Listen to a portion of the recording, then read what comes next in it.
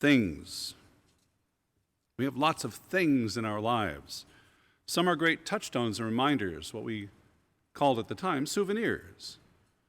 Family trips, vacations, whatever it was, something we wanted a memento, something to remember, to remind us of a moment of the joy, whatever it was that we experienced, we wanted to hold on to that.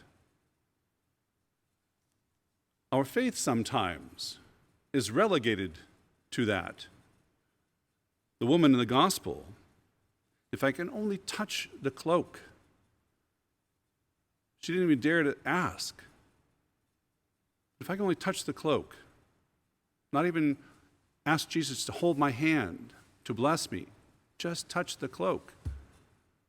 So if Jesus had left the cloak when he got up to follow the man, and the disciples went with him, and they left the cloak, would she have just run over and touched the cloak? Sometimes we can get caught up so much in things that we miss the bigger picture. Yesterday, we celebrated Independence Day, the 4th of July. I was privileged once to be in New Jersey, near the Statue of Liberty, on that side of the area, in that whole area, and stand there and see the entire sky lit up with fireworks. And not just a few, it went on and on and on and on. What we see in television pales in comparison, as we know, to the real thing. It's the experience that makes that unique difference. It's not what we settle for, but really being there and living it.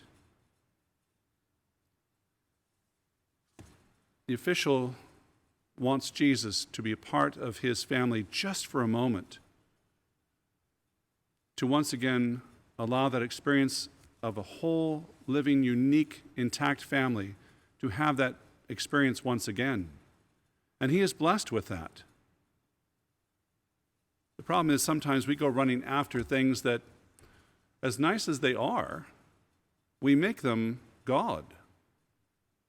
Little g, albeit, we make them God. We place them over and above what is so uniquely God.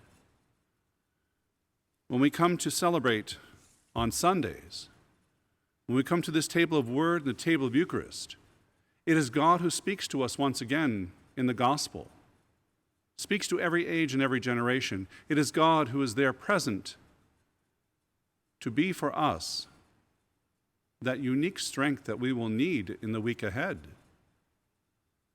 And sometimes we get caught up in our habits of prayer, habits of devotion.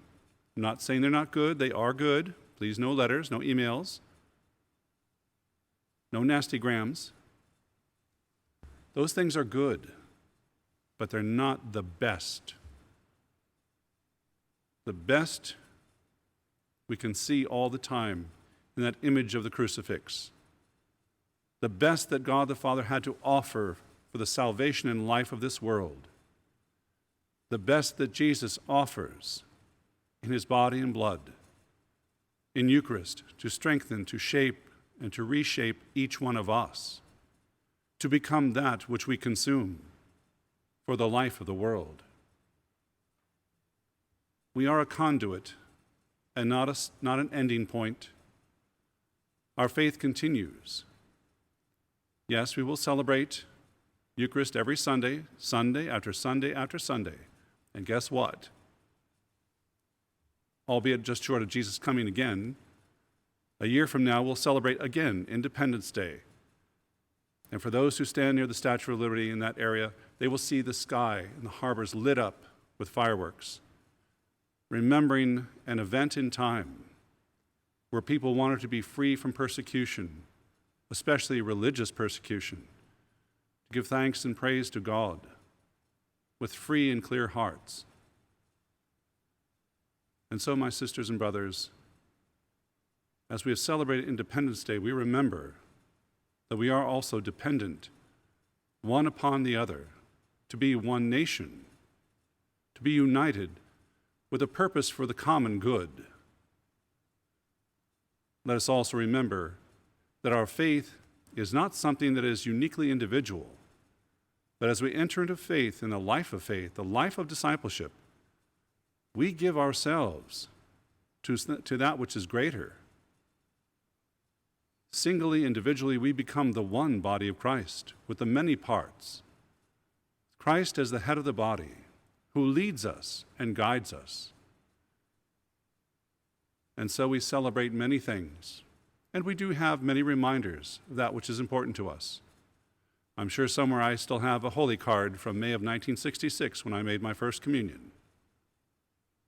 I carry that. It's probably in a box somewhere, but I still have it. Those are nice remembrances, nice souvenirs, nice mementos of unique events. Let us not miss that which is before us, that which is ever present to us, both in word and in sacrament, that which changes us more fully into the life of Christ for the life of the world. God bless you.